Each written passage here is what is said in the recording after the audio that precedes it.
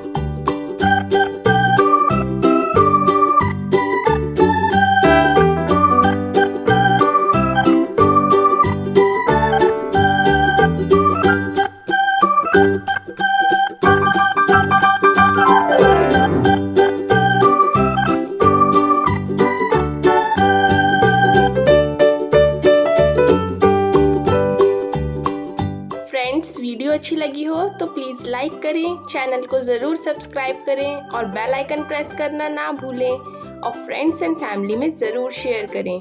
Thank you for watching. रुकिए friends, art and craft की और भी वीडियोस देखने के लिए राइट वाली प्लेलिस्ट पर क्लिक करें और ड्राइंग की इजी एंड ब्यूटीफुल वीडियोस देखने के लिए लेफ्ट वाली प्लेलिस्ट पर क्लिक करें।